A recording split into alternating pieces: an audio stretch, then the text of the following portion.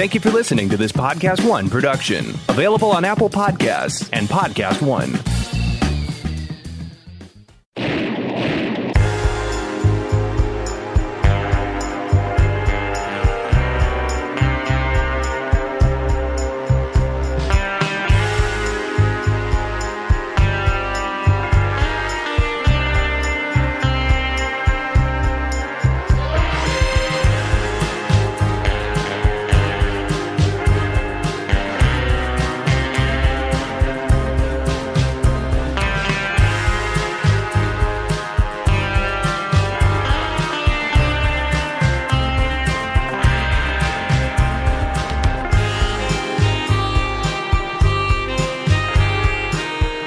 Hello and welcome. You're tuned in to the best in true crime talk radio. This is True Crime Tuesday. I'm your host, Dave Schrader. Across the board from me, Tim Dennis. Hello, Tim. Hi.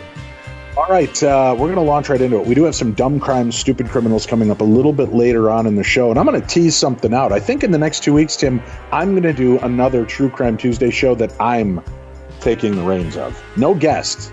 It's just a case that is fascinating the hell out of me. Okay. And I want to talk to you about it. It's about the death of a famous pop star.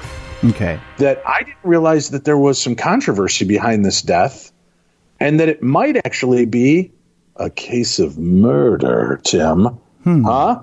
Which celebrity could it be? Michael Jackson, Elvis Presley? You already know that's been out there. Yeah. There's another case that I found really intriguing. I love to listen to audiobooks, and I love biographies. So there are all these great musician biographies, comedian and actor biographies I just dip into, and I love to listen to them on Audible.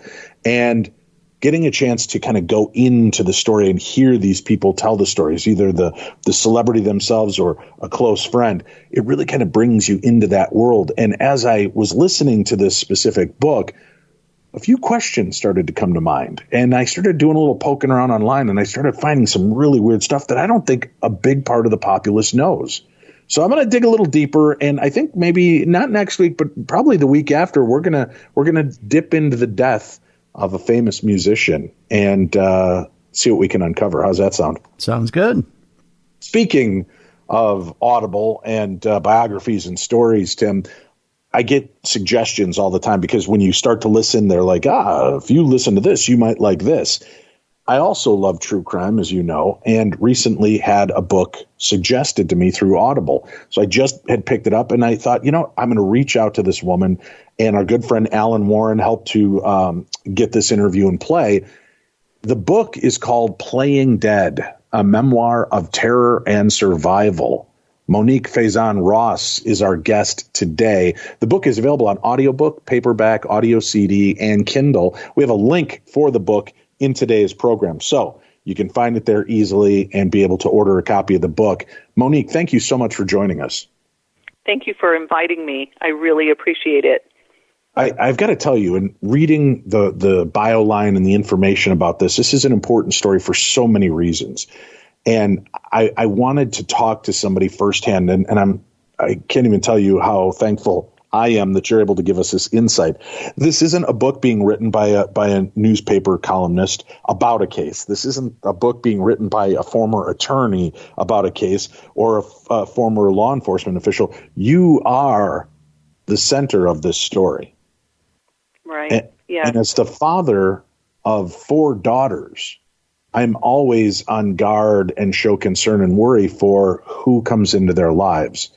And when I read your bio on this, it absolutely shattered my heart. I knew I needed to know more. And I know that there are listeners out there today that are going to be in similar situations, not necessarily to the depth to which you had to go and survive through, but they're maybe even in the beginnings of this. And I'm hoping that this will wake them or give them some insights to maybe making a better life for themselves as we go along. If we can, Monique, before we jump into the horrific aspect of this whole story, if you don't mind starting off a little bit in the background, you're the daughter of San Diego Chargers football great Earl Faison, correct? Yes, that's right. What was life like growing up for you? I mean, I would guess having a football legend father, he's got to be a pretty protective guy, right? Oh, yeah. He certainly was just a presence. He had a slow gait. He was a gentle giant. I don't use that, flippantly. He really was a very nice man. And his presence was large, 6'5", 260 pounds. But the sad part is my parents divorced when I was young. So growing up with my dad and having him in my life, even though we were both in San Diego, just didn't happen as often as I wanted. Right. I think my dad struggled to make a meaningful relationship with me, and then as the years went by, I became a teenager and things got, even harder. So, everyone knew my last name and recognized it, but I wasn't in my dad's life as much as I wanted.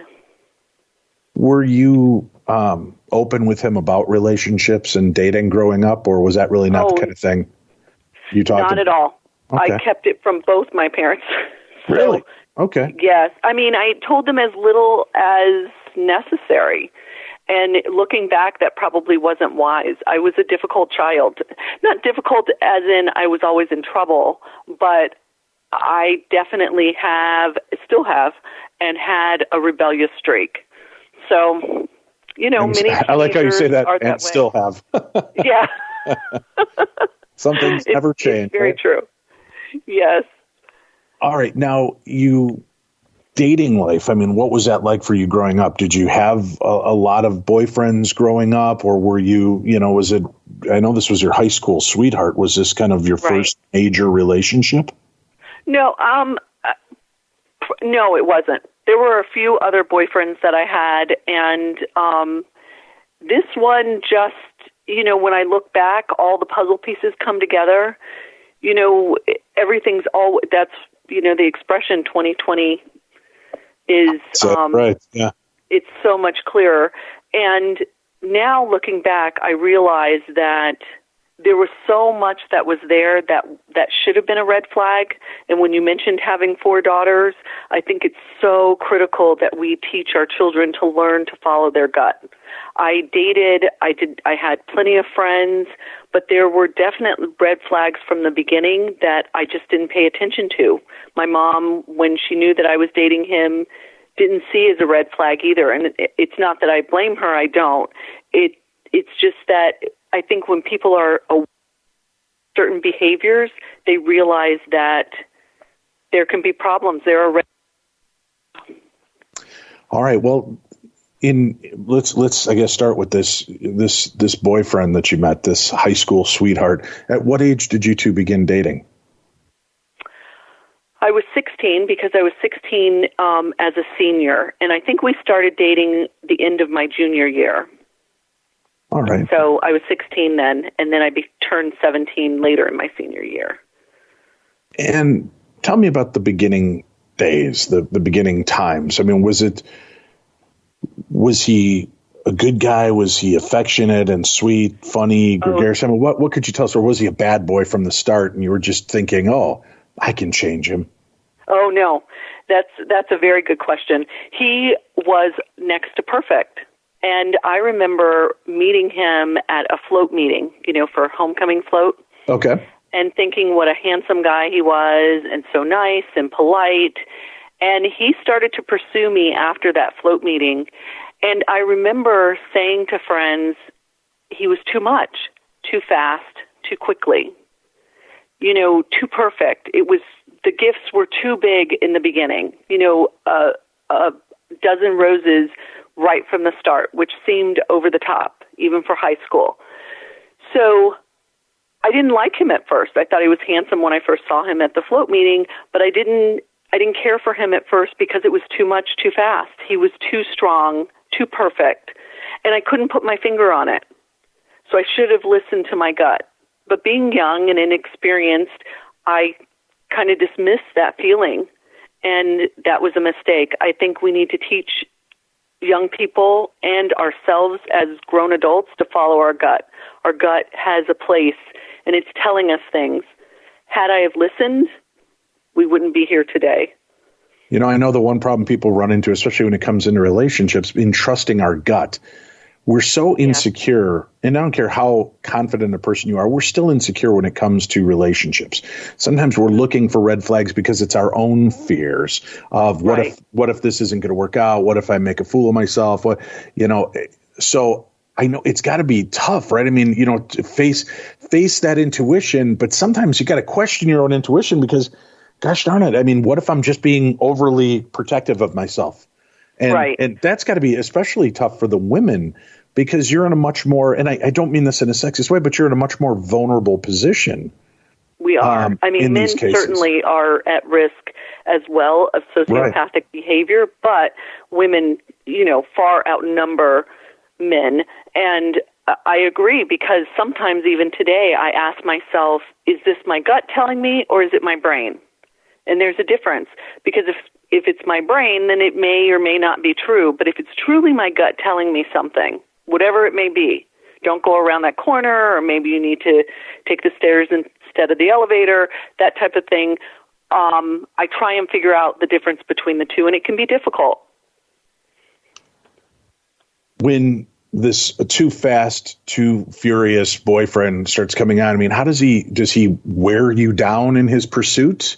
Or is he just that he's so charming and sweet that, once you got past that first wave of kind of too much, you realize that there might be a really nice guy behind it? Well, he did wear me down in his pursuit. But, you start to question, well, is he just so interested in me that, that's the reason that it feels weird. That's the reason that, something feels off. And I just eventually dismissed it. But he was paranoid and suspicious from the beginning, and there was really no reason to be. That, too, is a red flag. Someone should feel comfortable with allowing their significant other to, continue the same friendships and conversations and exes and have, be secure within the relationship. So, I just ended up dismissing things. I thought, we're young and everyone's temper is kind of out of control when you're young. You don't have none of us are as usually calm as we get later in life, I think. At least that's my experience. Agreed. Okay. Now, once you've started to let him in and he's kind of overriding you. Now, again, for listeners that, that either have teenage daughters that are getting ready to date, this is important. But even for women at any age, give us a little bit more of that background of what it was like and how did he wear you down? You think, God, if you're just annoyed with somebody and put off, how would they get over on you? I don't remember our exact conversations during those times, and I've thought about it a lot, but I think it was more he always turned on the charm, extremely charming. There was always an explanation for things, and back then there was no text messaging like today. If it had been back in those days, if we had text messaging, I would think that he would be texting a lot and trying to convince me that, oh, we should go out, or, oh, it doesn't hurt to go to one dance, or, oh, let's, catch a bite. And he always had a way of explaining away my doubts, if that makes sense. No, I completely understand you. So, there was always a reason that we should go together, that we should go out to dinner. He was, constantly occupying my time. I still had access to my friends, so he wasn't trying to control me in that way, but he was trying to make himself important, the number one, that it was clear that we were together. And what was interesting is that his dad didn't like me at first. He was dating my ex was dating someone else, a nice girl in high school. She was lovely. And his dad preferred him to stay with her. I guess his gut was telling him it wasn't a good plan. And he was right. Years later, he was absolutely right, his father. So it's kind of interesting that his dad did not want him dating me at first. I don't know if it was because of my father was famous and everyone in San Diego knew him. I don't know what the reasons were exactly that his father didn't think it was a good match, but he too had insight that we didn't. So. All right. Here's something kind of weird to think about. And Tim, I don't know what your thoughts are on this, but the guy that you just explained sounds like the quintessential hero of every 1980s movie, teen movie. Right. Yes. He sees the relationship that the girl might not see. He pursues. He tries to win her over by the flowers, by standing outside the window and holding a boombox over his head as Peter Gabriel's song blares through. These sound like overtures, romantic gestures, which again is kind of weird because Hollywood has kind of created a false narrative of romanticism, and many men fall into those trappings. I know I have. I know Tim has. I can't tell you how many times I've stood out his window with a radio, but right. I mean, you hear this and you're kind of like, well, listen, he sounds kind of sweet. He sounds kind of, like he saw the beauty in you. He was so attracted and knew you were the one. And it's kind of frightening because from a different perspective, it's creepy as hell. Yeah. Right. I liken it to that Police song, Every Breath You Take. How many of us grew up listening and slow dancing to that love song? And it wasn't until years later you realized, oh crap, this is a song about, this is really a song about stalking. Yeah. This is somebody intrusive. Yeah. You're absolutely right, because Hollywood does romanticize it.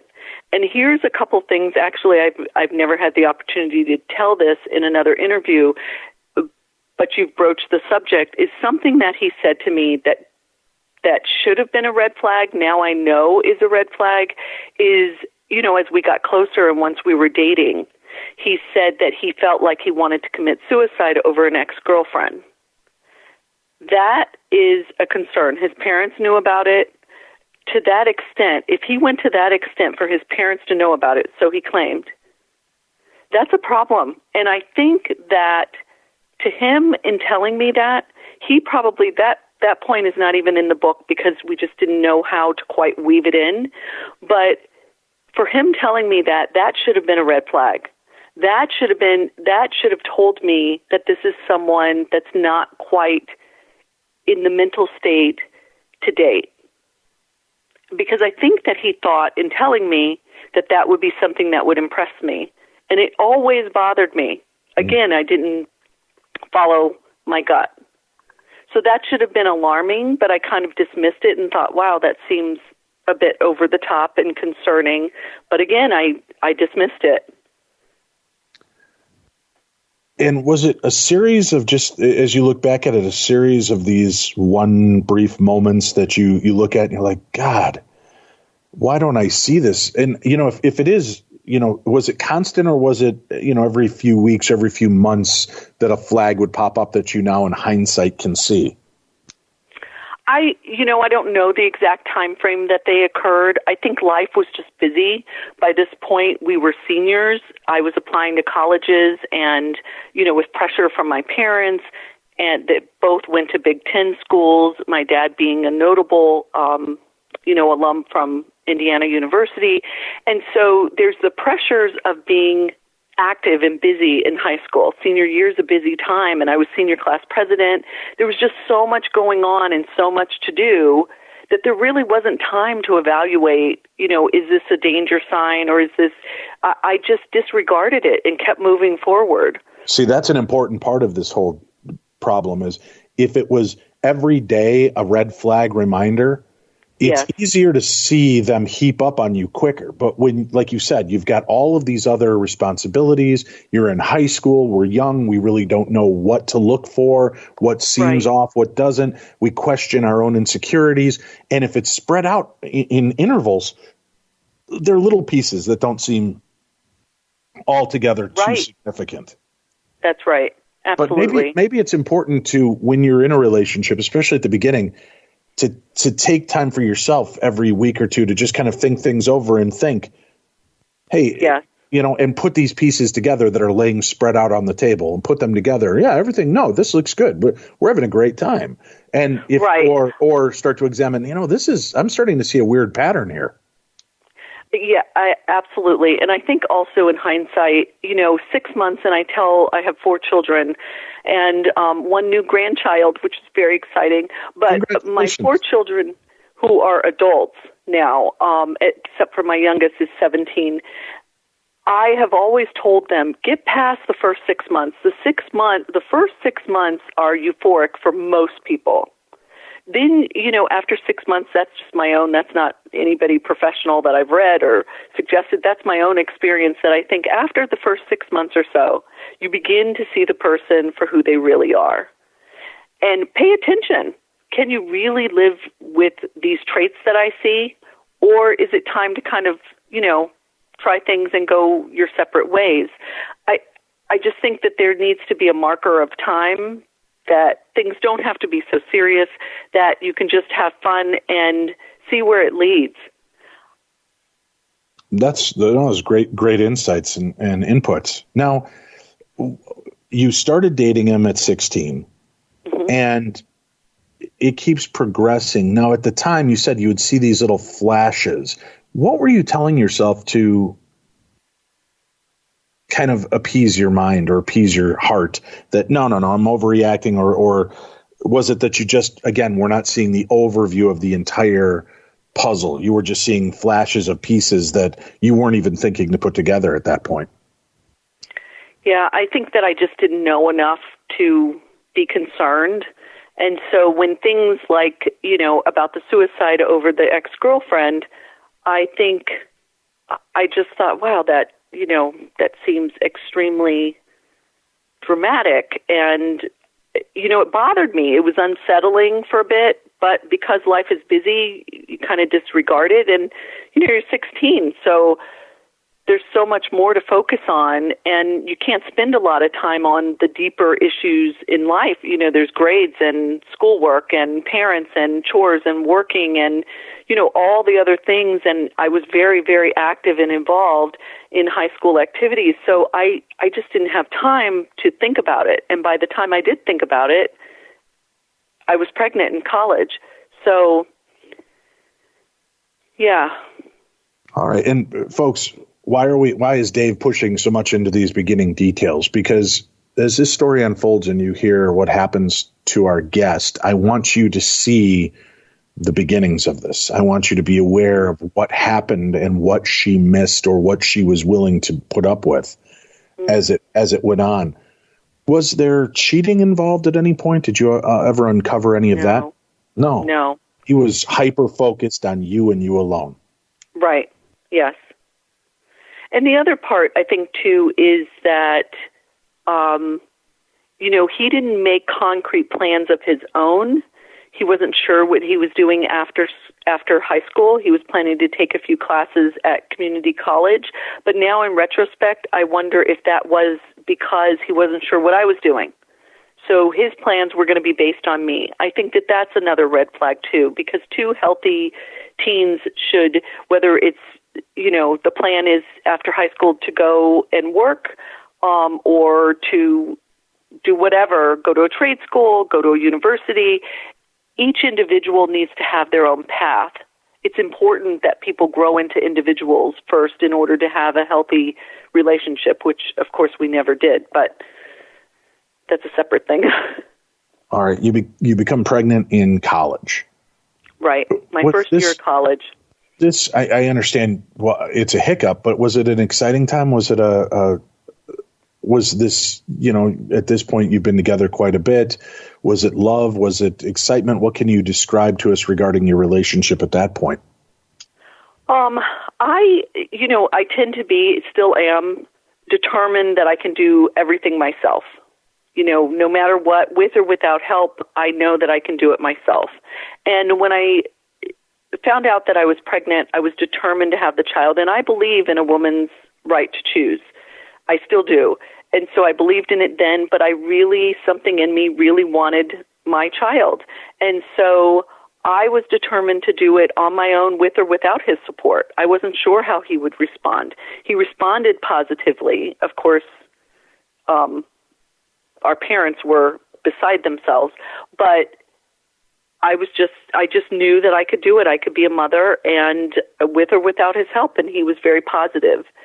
The hiccup, though, is that growing up without my dad and my parents getting divorced so young, I desperately wanted my child to have an intact family.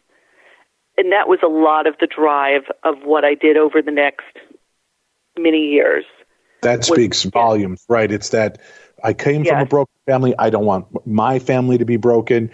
And though this may not be perfect for my children, I'm going to make this work, and we're going to be a family. Right, exactly. And he loved it. He loved it because that was one more hook. Yeah. In you. Okay. Of course. Now, during this pregnancy, are you seeing any flashes of insanity, any high signs of worry and concern, or do things go okay during the pregnancy?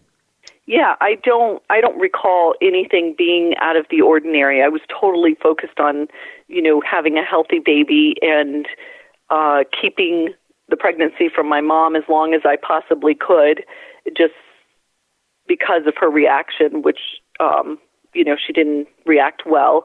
And I don't remember anything out of the ordinary other than our parents' reactions being alarming. And how were they? How did both sets of parents react to this news? Were they trying to convince you of alternative measures and methods? Yeah, I didn't speak to his parents directly until the baby arrived, except for one sit-down meeting. When my mom called my dad to tell him, my dad, being the voice of reason always, decided to have a family meeting, and he would do the talking. And he did, and that occurred. And that was really the only time I spoke to them directly until the baby arrived, his parents. My mom tried to commit herself to the local San Diego mental hospital, which they talked her off the cliff, so to speak, and, let her know that she would survive this. But she has a flair for the dramatic. And once our parents were calm eventually, then things seemed to go kind of okay, relatively, for a little bit. All right. First baby comes, everything healthy, happy. Yep. Okay. And then we were living together in his dad's apartment. His parents separated and remarried, divorced and remarried a couple of times while I was in the family. And during one of their separations, his dad had an apartment, and we stayed there. And then things began to change. With time, we had no money. Here we are, two young teens, uneducated, and no money to speak of. He joined the military at my dad's urging. And, here we are. My focus, total and complete focus, was on my child. And so that's when a little bit of his true nature began to bubble to the surface. All right. These bubbling manifestations of what you were about to face, what were the first ones to begin to surface for you? It was more, if I was talking to friends, he wanted to know who I was talking to and what about. He was always concerned that he was the topic of conversation, and he was at times. Here we are, young, married couple. What do we know? His parents had a dysfunctional marriage, and mine, were divorced at a young age, so neither of us had healthy relationships modeled for us. That doesn't mean that all relationships are doomed, but it just means that we didn't have a good start, plus, the finances and all of that. So it was more his anger, and that continued forever. He was very explosive, and nothing physical happened to me for years, but the first episode was throwing the phone and breaking it. Back then when we had cordless phones, I don't know if you remember, the handset was gigantic and right. the antenna came way out. So he threw that and broke it. And now, why did he throw this? What was the purpose behind it? I never got an answer from him because I didn't care why he did it, but I believe that he was just angry that I took the cordless phone outside of our apartment building and was talking on it, and he couldn't hear what was going on. Because he couldn't hear you're what was hiding being discussed. his paranoia. Yeah, his paranoia. Okay. Did he show signs? I mean, could you see now looking back, was he like this with friends, anybody else? Was he paranoid that people were talking bad about him or putting him down? I didn't see it with anyone else. It doesn't mean that it wasn't there. It just, I don't recall having that. The focus always seemed to be me.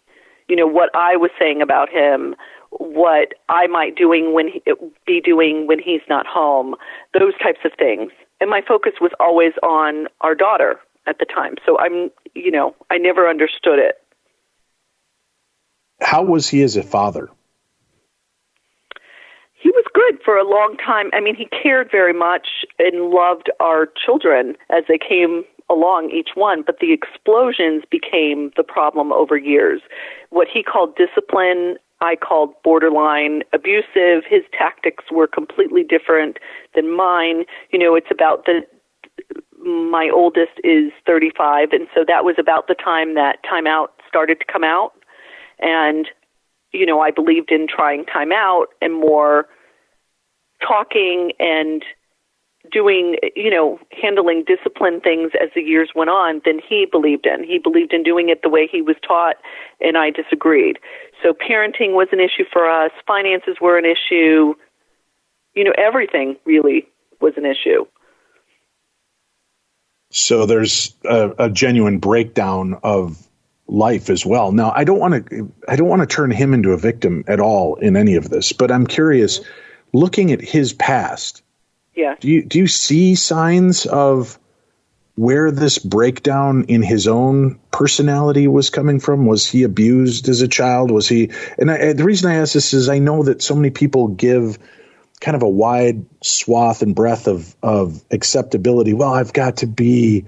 I don't want to turn this into my deal, but I was involved in a relationship early on in my high school life where I was with a woman that was very unstable. But everybody loved her, and she had such a crap life, and I was a good part of her life, and I stayed in it because I felt this kind of, I've got to make up for the crap that she gets from everybody else. I've got to be this. Was there signs of that for you? Were you staying because of shortcomings or failings in other parts of his life as well? I didn't stay because of that, but I did excuse away some of his behaviors because of that. And from what I understood from him is he was a pawn for his mother.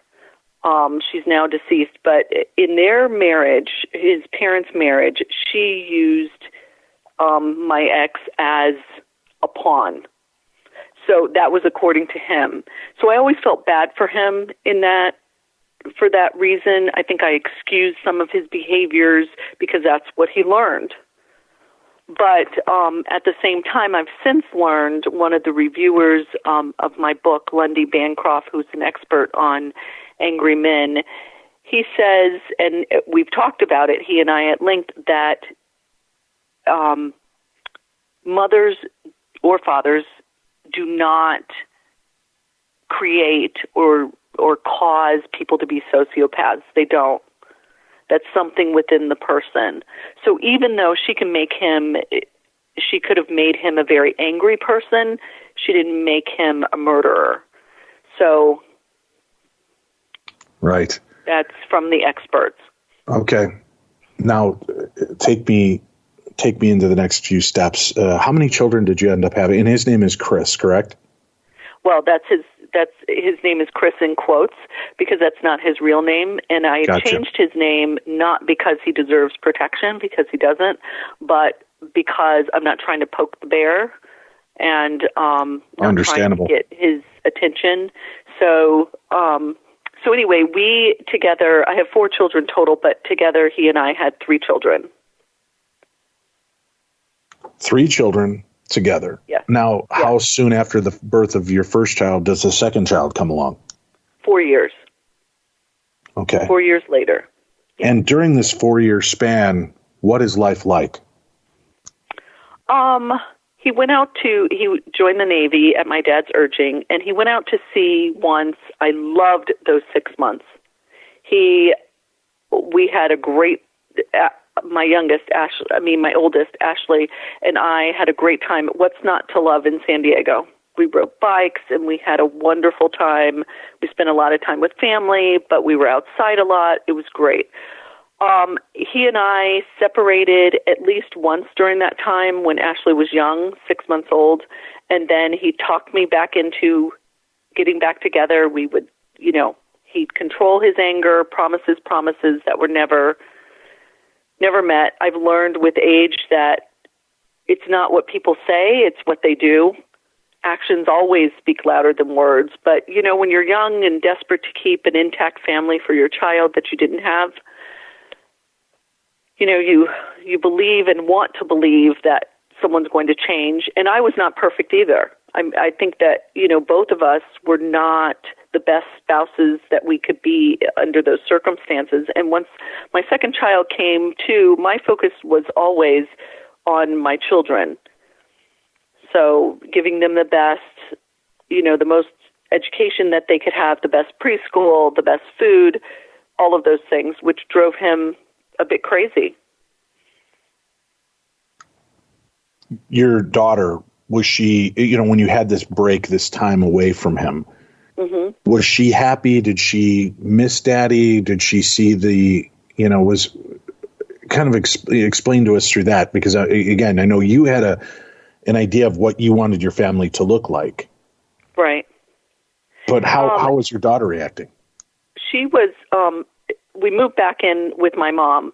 So she was happy to be at Nana's, but she loved her dad. So she was only 6 months at the time of the first separation, and he was over regularly. We visited his parents regularly, and so it was like we were still together except living in two separate households. So, she was close to her dad. And he was very doting when he was with her. Of course, when we were separated, he was on his very best behavior. So there were no explosions. There was lots of romance. He just turned it on. Did your daughter ever see these flickers? And I understand she was very young, but did your daughter or children ever see the things that you were going through? Before the end, where I'm sure that, yes, everyone was aware. Yes, there were explosions that could not be hidden from the kids. There were not a lot, but there were definite ones that they witnessed. And before I left him ultimately at the end. So, yeah, there were things that they saw that I wish that they didn't, or overheard and I wish that they didn't. But it certainly has set the example for them in their lives, in their adult lives, in choosing a spouse. How and when does this really start to become intense to the point where I can't be in this relationship anymore? This has gone on long enough and far enough. What was the first real back-breaking moment after all of these little pilings? There were a lot of those. After my third child, my son, who was born in Japan, we lived in Japan. That was my suggestion, that I thought that if we moved overseas and got away from, family, that might help. Of course it didn't. For toxic relationships, they are toxic no matter where you live. You can move the relationship in the family, but it's still the same, guts and the meat of the relationship is the same. So I think when we were in Japan and after my son was born, I realized I definitely have to get out of this relationship. Financially, it was daunting to think about. And we were overseas, and I checked with the military to see if we could move back to the States, and the military would pay for it, and they will not. When you're overseas with the military, it's the service members Essentially you responsibility. Were there because of them. Yeah. Right. So I could have, if I could have gotten the finances together to even fly the four of us, the three kids and I, back, I could have gone without anything or anything that I could carry on the airplane, but that wasn't even a possibility. So I knew that I had to wait until we got back to the States. By the time we got back to the States, and my son, so the youngest at that time, was almost 2, he convinced me he definitely would change. We would try marital counseling again. We were always in and out of counseling. It was always, we were always trying something new. Promises he would change, he would get under control. So we decided we would move to the East Coast instead of be in the West Coast in San Diego because it's so expensive in San Diego. Now, can I ask you a quick question? When he's part of the military, did you ever consider speaking to any of his superiors about the abuse, about the things that were taking place to seek help? You said that they wouldn't financially help you get out of there, but did you ever reach out to them for any type of help? Well, there wasn't physical abuse like bruises or any of those things at this point, because I would have left. It was more verbal. It was more barbs thrown. His lack of healthy parenting skills were escalating. Everything, his anger was escalating. So it's hard to describe because there's so many incidences, and there's small things that happen along the way in a unhealthy marriage or relationship, but the straw that broke the camel's back for me was when we were living in Florida. We had been there a little over 4 years, and I had made up my mind that I was leaving. It was just a matter of time. And we had gotten in one more argument, and this is where it was very physical. And we had gotten in an argument. He had thrown me down on the ground and started to strangle me. And that was the first sign that it was clear to me that I had to leave. I had nothing to say to him. Thankfully, he let me go. And I don't know what caused him to let me go at that moment. And I knew at that point that was it for me. It was just a matter of I had to make my plan. I had to leave with the kids, and I was going to figure it out. So, and a couple of months later, waiting for my tax refund to come, I told him when things calmed down. I don't remember the exact time frame of when I told him that I was leaving with the kids, that when my tax refund came and we filed separately, married separate, that I would be leaving with the kids. And he seemed to take it very well. Oddly. After that attack, for many of us, we can't understand how the hell do you stay. And please, I'm not putting you under the microscope. And when I say how the hell, it's not like, what the hell's wrong with you? Why would you be dumb enough to stay? That's not it. It's just trying to wrap my head around how and why would you stay in that situation? Explain for the millions of listeners right now who can't grasp that concept. And listen, folks, it's easy for us to sit and say, I would have just gotten out. I'd have punched him in the throat and left, and I'd have found a way home. And I would have asked my dad. I would have asked my mom. I would have blah, blah. It's real easy until you're plunged. And I mean that, plunged into these realms where you are encompassed by this evil, for lack of a better word. It's a different situation. But please give our listeners the insight into how you could stay after an attack like that. Yeah. I think that somewhere within me knew that he had gone too far this time. And I knew that this was it for me. This was the first true physical altercation against me, and I just had to make my plan. I don't know if what went through my head, other than I was across the country from my family, I just wanted a peaceful separation. We were entrenched and very active in a community, and I wanted it to be peaceful. The kids were in the other room. I wasn't going to turn this into a brawl where they'd be running in. Did I want to lash out? Absolutely. Was I fearful of him? No, but I also knew that he was stronger than I was. So I wasn't trying to aggravate him at that very moment. I was grateful he let me go. I got up, I said nothing to him, and I made my plan. I think you also have to realize that there are times that you have to realize that you're in danger. So at that moment was not the time to further anger him. But somewhere within him, I felt that he even knew that it was too much this time. And he should have been fearful that I was quiet, that I got up and I said nothing. I checked on the kids, and I don't remember what I did after that, but I knew that that was it for me, that I was done forever. Were you afraid? I mean, you saw that you knew he went too far. Mm-hmm. But were you fearful from that point that this could happen again and might not just stop with you, that something might happen to your children? With my children, it was unimaginable. I did not think for a moment at that time that they could be in danger, that he would ever try and hurt them, other than his bad parenting and extreme discipline. But to deliberately try and hurt them, no. For myself, I felt as long as I put my plan in place, kept from arguing with him, that I would be able to move with the kids and we would figure out co-parenting and things would progress. I had to keep things calm, and at that point, it had been that one incident, and I just knew I was done. I had to be.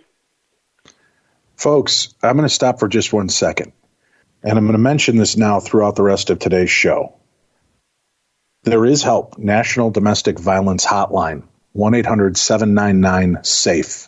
That's 1-800-799-7233. You can reach their advocates 24 hours a day, 7 days a week, 365 days a year to get the support you deserve. No names, no fees, no judgment, just help.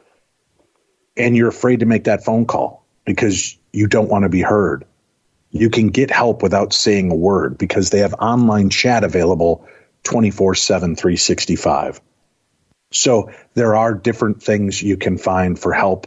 Thehotline.org. That's the website. Thehotline.org. We'll have a link up for that and the phone number. If you are in a situation just like our guest and you need help, please reach out for help before it's too late. You're not weak. You're not going to let the rest of the world down because you're seeking help. You need to show the strength to your children, to yourself, and to those around you, that they can know that nobody has to stay in a relationship like this, that there are ways to get help. So please consider visiting thehotline.org or call now 1-800-799-7233. The book we're discussing, Playing Dead, a memoir of terror and survival. Monique Faison Ross, our guest. We're diving deep into a lot of this, folks, but we're still barely scratching the surface of this fascinating book. It is 244 pages of much more in-depth and emotional information that you should get in book form. For those of you fascinated by true crime, fascinated by the human experience and how somebody survives this book is recommended for you. Kindle, audiobook, paperback, audio CD. There are many different versions of how you can listen to this book. Make it available to yourself. Check it out. You've got the ball in motion, Monique. This is it. You're done. You decide to make that break. Right. Do you reach out to your family? Does your dad know what you're dealing with at this point? Does he know about the attack? He doesn't. My mom didn't know about the attack. I didn't tell anybody. I just knew that I had to leave with the kids. I just wanted a peaceful household for them. And what should have been a red flag again for me was that he seemed to take the news when I told him that I was moving, that this was it with the kids, well. And it seemed odd, but I thought, okay, he's even accepted that our hostile marriage is enough. Like, he even realizes this is no way to raise children, all of that. So my tax refund comes. It's almost like a sense of relief for you. Yeah.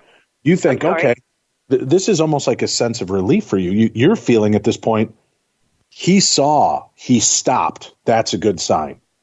Yeah. He took a breath.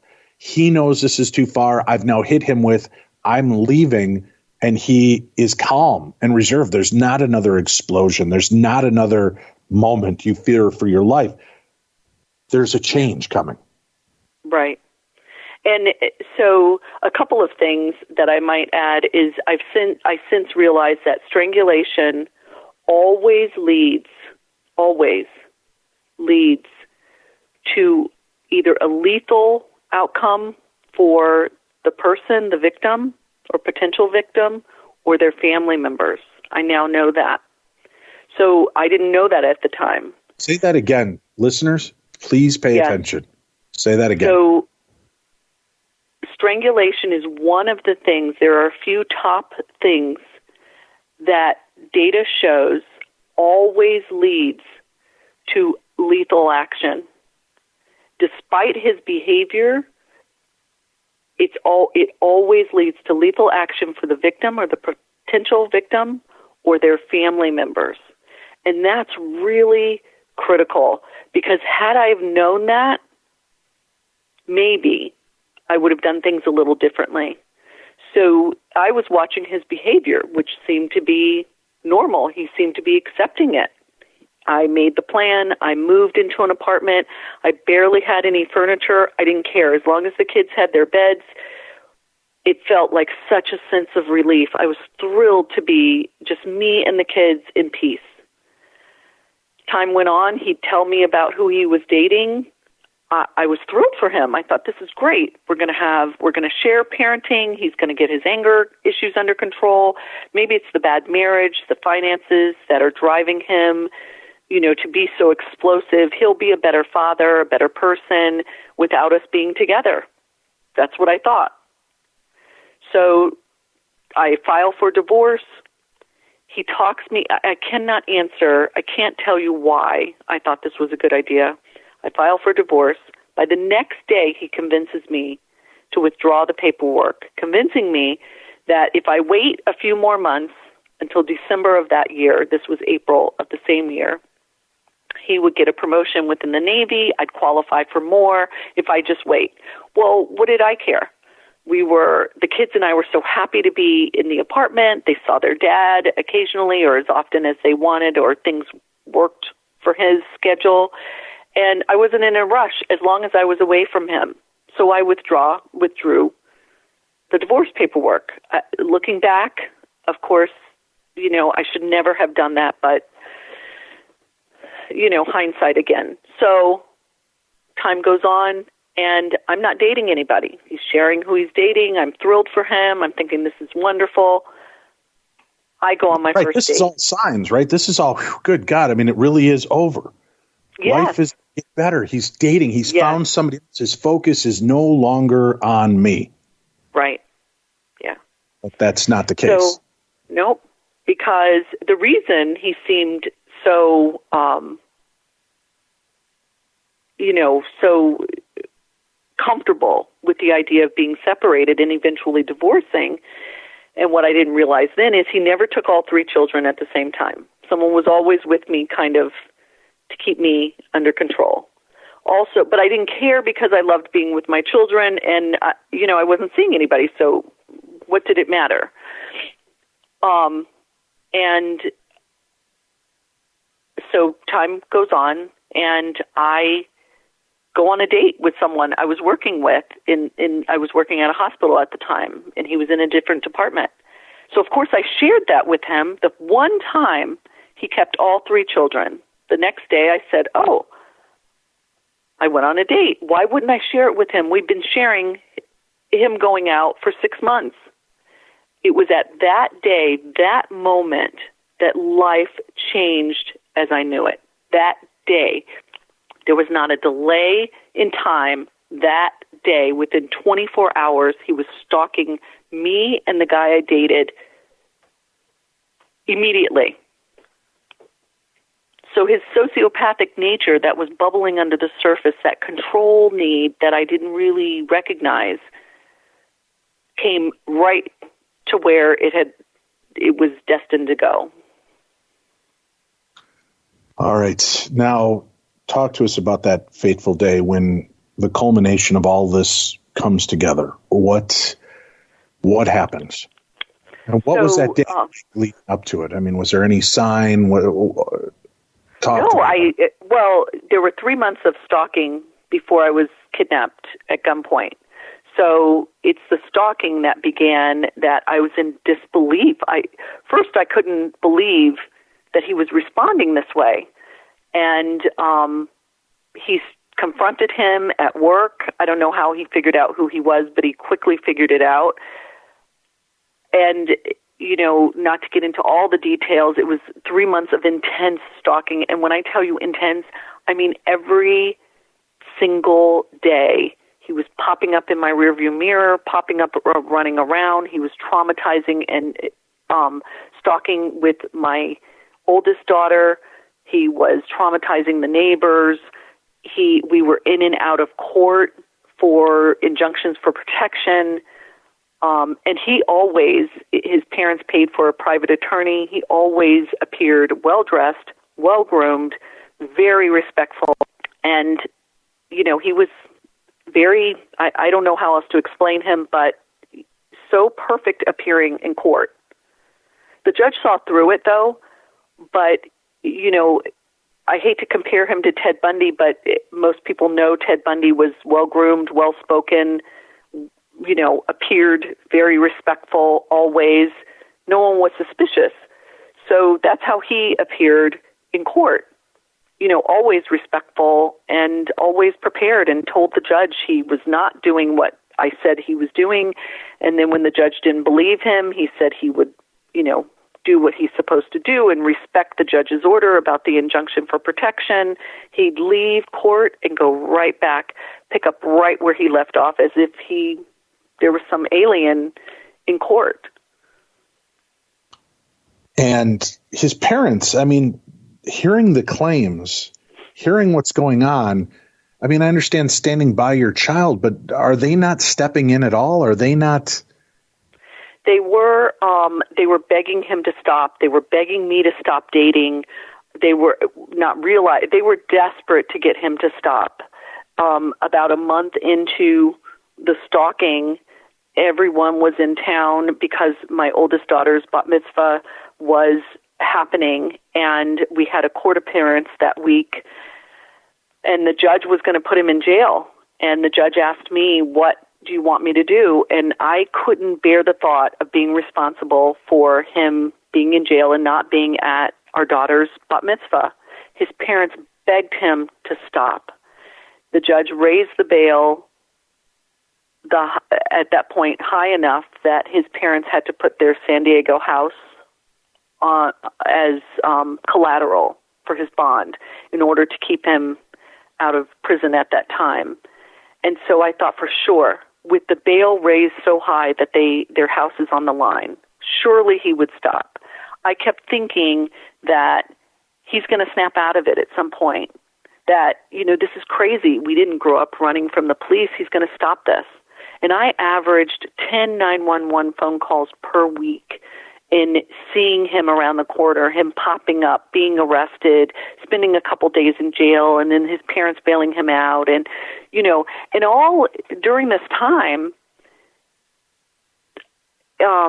he was fighting me for full custody, saying I was unfit, that I was doing lewd things in front of the children, which was never occurred. The accusations, we had to get a guardian ad litem, where the court brings in someone to assess whose house or which parent is the best for the children and the healthiest environment for the children. Because the accusations were so outlandish of him claiming to be the primary caregiver. It was really an unbelievable 3 months, all from me going on one date.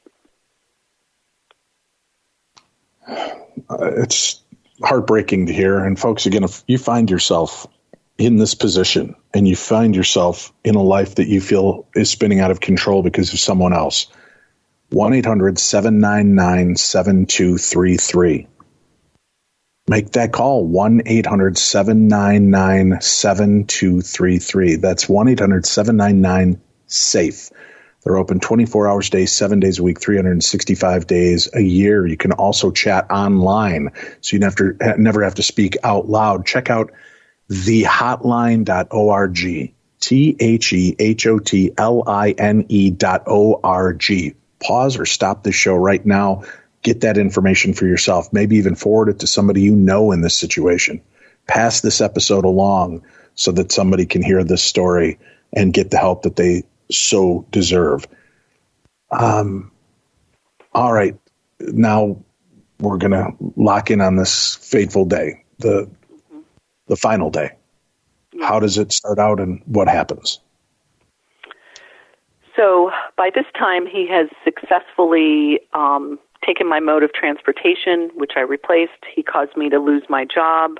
This is all part of the control process that people do.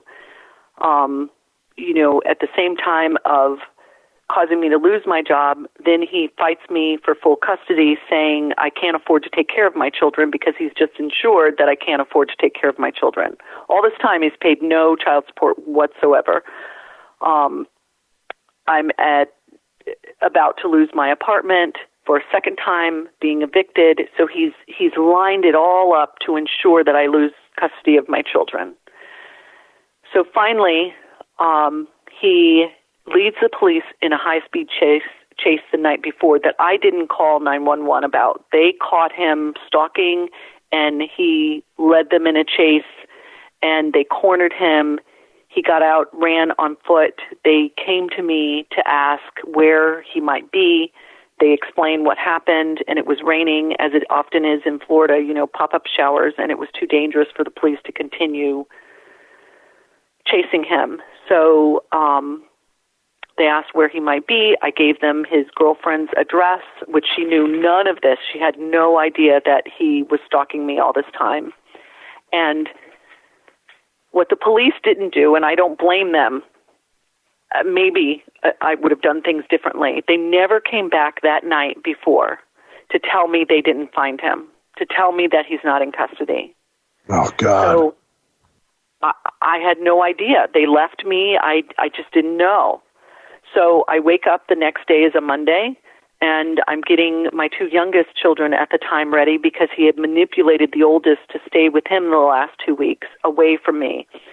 So the two youngest were with me. We were getting ready for school. I'm making their lunches, all of that. And I grabbed my mace, which, by the way, is a very important point. If you carry mace, it expires. I didn't know that. It grows weaker with time, so replace it if you carry it. So I grab my mace. We go trotting down the stairs, backpacks on the kids, and I'm about to drive them to school. And I see him running from behind my building at us, armed. It was like I was in a slow-motion terror movie. I could not will myself to move fast enough. He knew what time the kids went to school. He knew that I'd be taking them. So he just waited because, remember, the police impounded his car the night before, so he has no transportation now. So he's running to me, and the kids are kind of behind me. I'm on the passenger side, and he starts to beat me to get me into the car so we can flee because it's a Monday morning. He knows the police are going to quickly be here. They know who he is. They know who I am. They're going to be here quickly. And the kids are not there. They're standing there. They're in shock as well. They're standing there watching it all, but I can't, focus on them. I'm trying to keep myself out of the car because I took a self-defense course. I don't remember how much before this time. And I knew that if I was taken from point A to B, that it would be deadly. I learned that you have to stay where you are. If someone's going to hurt you, they have to do it there. Never get in a car and go to the next location. So I was fighting to stay out of the car. Folks, listen to that. That's an important thing, and I've even told my children that. If they threaten you to get in the car, make them take you and kill you there. As heart-wrenching as that sounds, because they're most likely not going to. The reason they don't want to do it there is because they know they're going to be seen. They know they're going to get caught. They are at the disadvantage. The minute you step into that car for fear for yourself or others, that you're done. Point A to point B, your life is pretty much done. Yeah, so please bear that in mind. That is a very important element that I've heard time and time again from different law enforcement officials and advocacy groups. So please keep that in mind. Yes. All right. So eventually he overpowers me and picks me up, puts me in the car, puts himself in next to me, and we fly off. I'm fearful, where are the kids? He's going to hit the kids.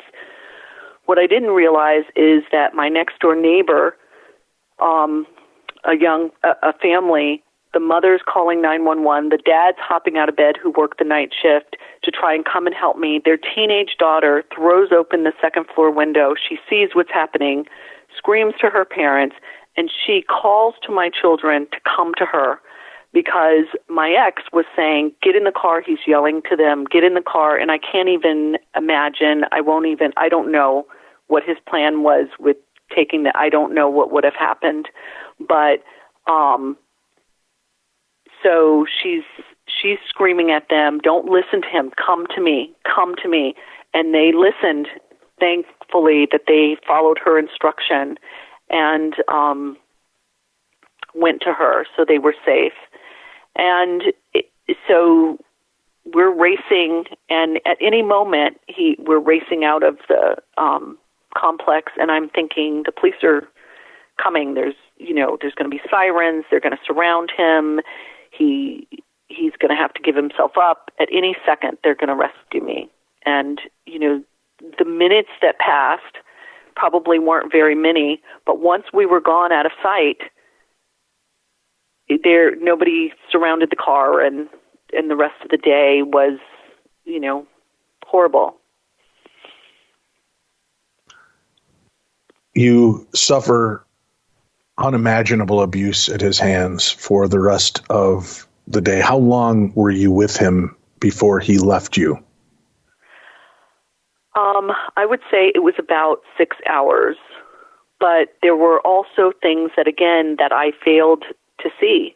I spent the bulk of the day, despite him trying to convince him to turn himself in.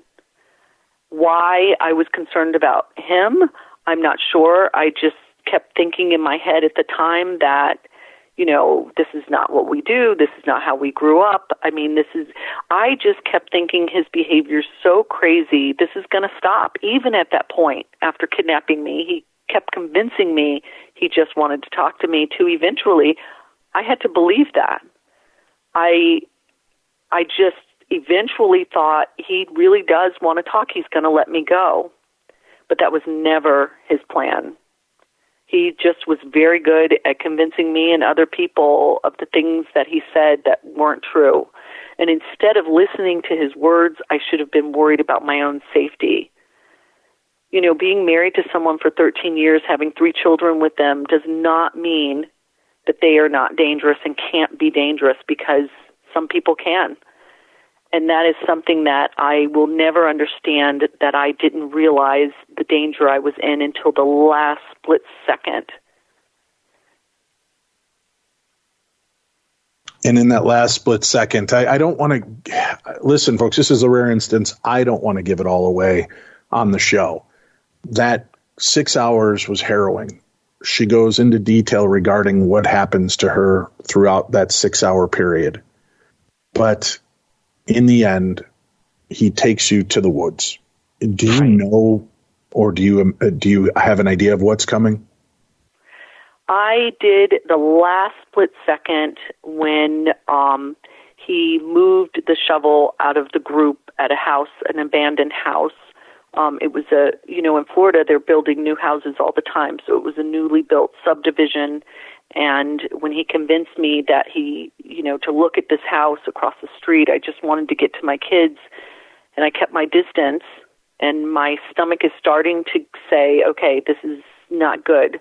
I kept my distance from him, and we're in the garage, and he moves the large gardening shovel out of the group, and I said, why did you do that?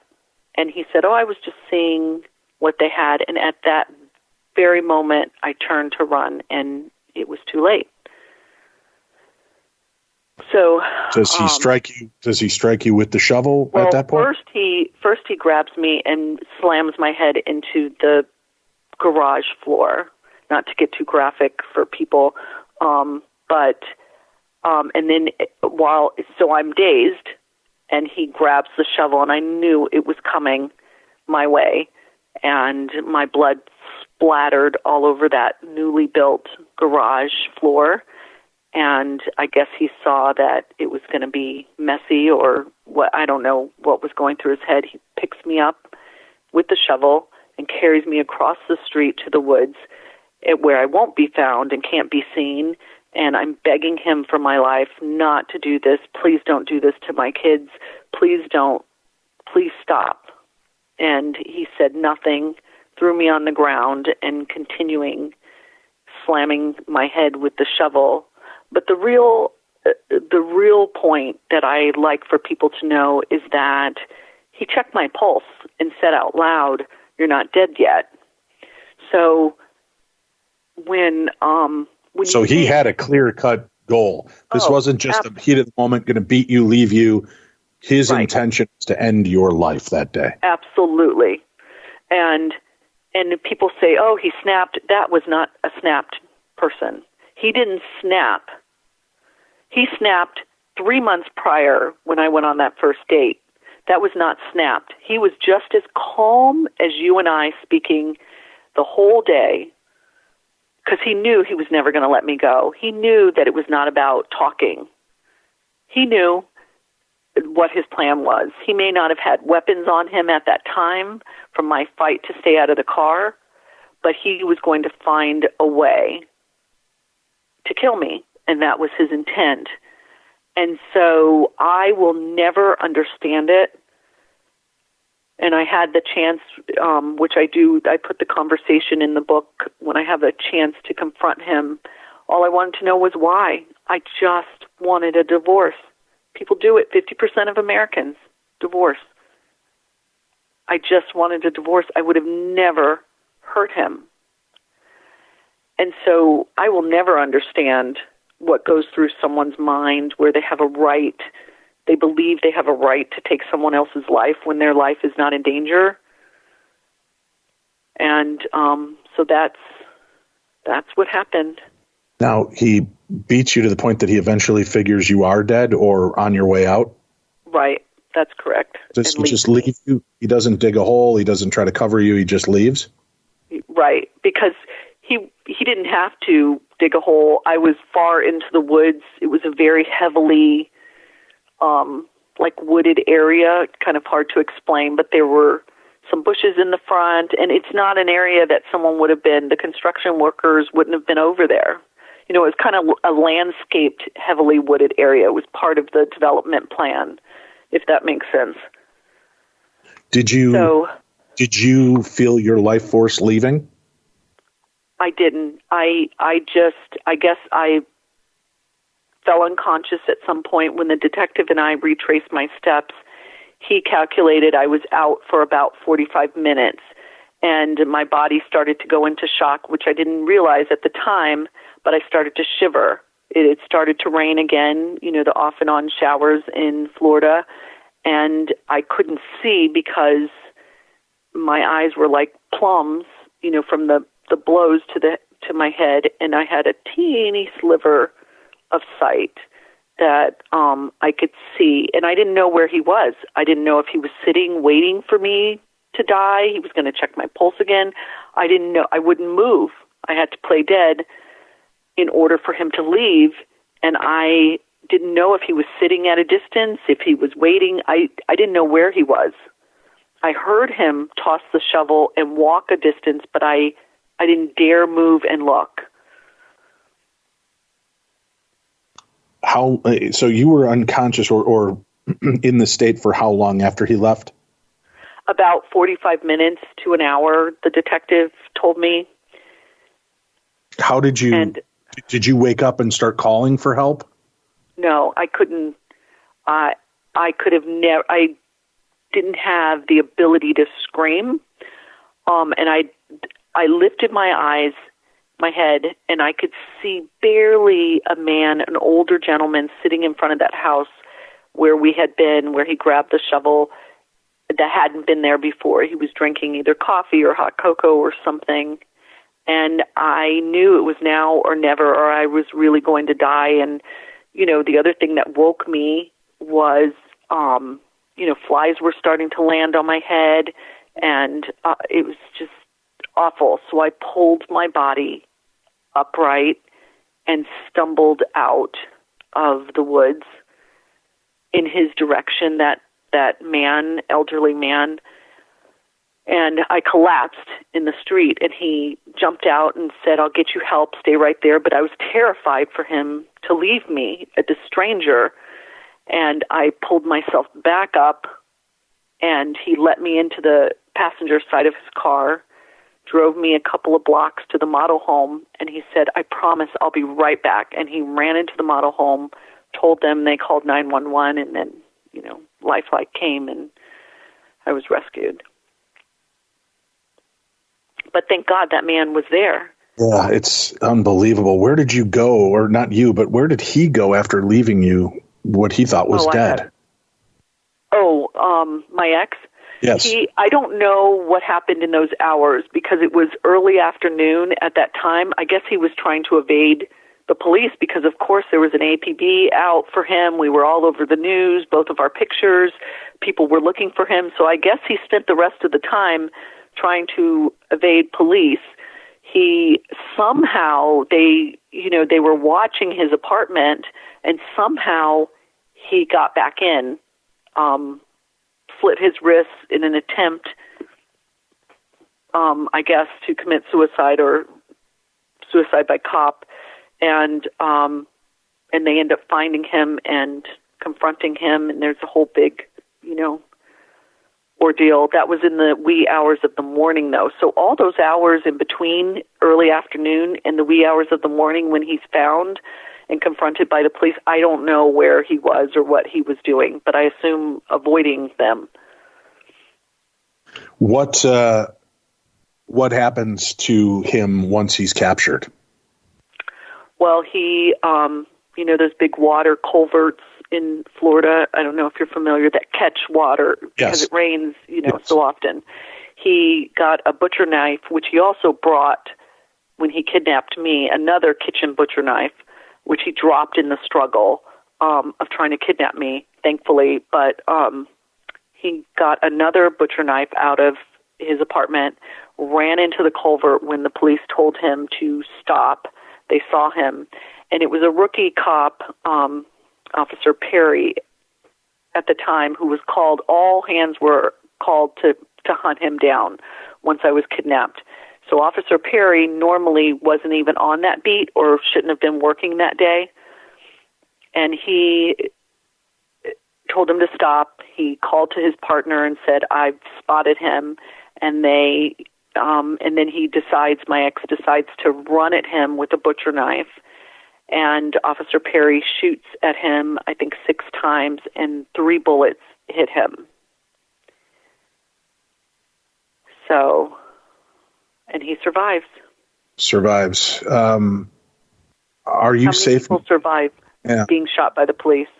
And are you safe now? Or do you still spend part of your life looking over your shoulder? It's not so much I worry about him, although he's always in the back of my mind, in the kids' minds. Even my youngest daughter, he's not her father, knows the story now as she's gotten older. And the PTSD, which I didn't think I was entitled to experience, I felt that was reserved for veterans only, is very severe. I can't tell you how many times I check the door that it's locked, our alarm, we have a dog, the windows, when it's nice weather, I can have them open for a little while, but not for long. It can't be on the first floor. If a car is following me too long, the effects, the long-term effects are endless.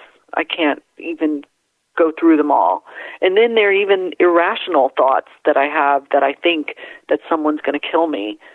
That are the effects first of all, being... please don't be so hard on yourself. you've earned every second of your PTSD, and I don't mean that disrespectfully. You know, I understand that you believe it should be more for police officers, fire, military. Yeah.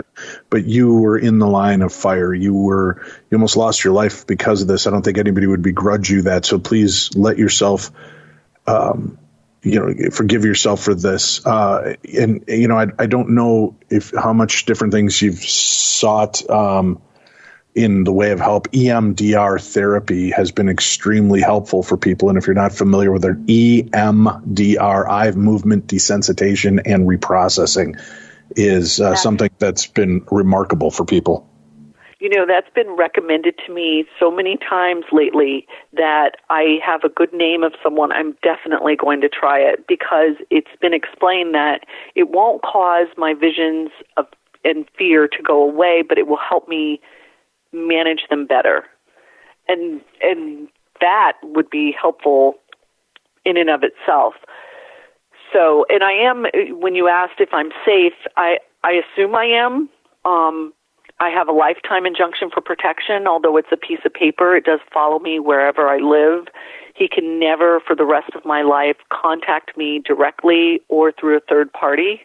It doesn't mean he won't, but if I prove it, he'll go right back to jail, and I can't imagine that that's what he wants.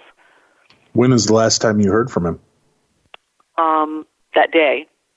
Well, that's not true. When I confronted him and our divorce came final, which was several months after the kidnapping. But since then, there's been no contact whatsoever. Well, there's been a couple things that I suspect he might be behind, but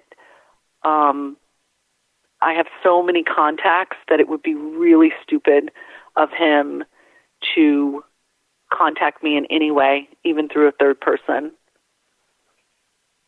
Playing Dead, a memoir of terror and survival. Monique Faison Ross, our guest. Monique, what advice do you want to give to men or women or children that are out there listening to this story right now? Definitely follow your gut. If it feels wrong, follow your gut. And don't think that someone is not capable of the unimaginable, because many people are capable of the unimaginable. Put yourself and your safety first, your children's safety first. And the other thing is, I never believed that I was a victim of domestic violence, even when I was being stalked. I thought he was just unpredictable anger issues. But when you read the definition of domestic violence, there's so many other things that are defined. It doesn't always have to be violence. It can be financial. It can be threats of taking the children, threats of suicide if you leave me, stalking. There's so many other aspects of what domestic violence defines that I think people need to educate themselves and realize that it happens in every socioeconomic. There's not one group over another. It happens to men and it happens to women. Just educate yourself, even if it doesn't hurt. Like you were describing, it doesn't hurt to go online and see what is the definition. And just by knowing that, you realize that some behaviors are just not acceptable. Some behaviors are red flags, and it can save someone's life. Thank you for your bravery. And I know that this can be embarrassing and humiliating, and it shouldn't be. More people like you need to stand up and tell their stories so that others can be empowered by it and hopefully learn and avoid a worse fate and a fate like yours. So, Monique, thank you for being a hero to many people, for telling your story, and for being open with us today. We appreciate it more than you'll ever know. Thank you so much for the invitation. I appreciate your time. Playing Dead, a memoir of terror and survival. Monique Faison Ross. The link for her book is right on today's program, as is a link to the National Domestic Violence Hotline and their website. You're not alone. You don't have to be alone. And you can call 1-800-799-7233. 1-800-799-7233. That's the phone number to call for help and you can get help without saying a word. They also have online chat available 24/7, 365, where you can reach out and get help from someone that is there, trained, and knows resources to help you. And I know there are many that feel stuck and feel like the system has failed you and you have no way out. There are options. Please reach out and help. The hotline proudly provides services at no cost. And for those of you that are perhaps survivors of this and want to do something, you can donate even something as simple as $20 to help cover the cost of phone call, chat, or text for the National Domestic Violence Hotline. Let's make a difference. Put that out to the world, to the universe, and try to make a difference. You can find all the information on how to donate or where to get help by visiting thehotline.org. That's thehotline.org. Hello, Beyond the Darkness audience. I'm Dave Schrader. That's Tim Dennis. And we hope that you enjoyed today's special advertisement-free episode of Beyond the Darkness True Crime Tuesday. This is a subscription-based program that you can find on Patreon. Every Tuesday, we release a brand new true crime program. And as you just heard, we led to Dumb Crime, Stupid Criminals. Because this is a subscription-based program, we're going to leave the Dumb Crime, Stupid Criminals aspect of today's program for the people that are specific subscribers to True Crime Tuesday. But Tim and I, as a whole, believe that this was an important story that needed to be heard by a wider, broader audience. We would like you, and we encourage you to share this episode, this free episode, with your friends, relatives, neighbors, coworkers, or people you think might need it, might need to hear the survivor story, might need to hear the number and a place to get help. So we've made this episode available in its entirety of the interview. The continuation with the Dumb Crime, Stupid Criminals can only be heard on our Patreon page. You can find more information by visiting darknessradio.com on how you can subscribe and get True Crime Tuesday every Tuesday. We hope you enjoyed today's presentation, as tough as it was to hear, and we thank you very much for your time.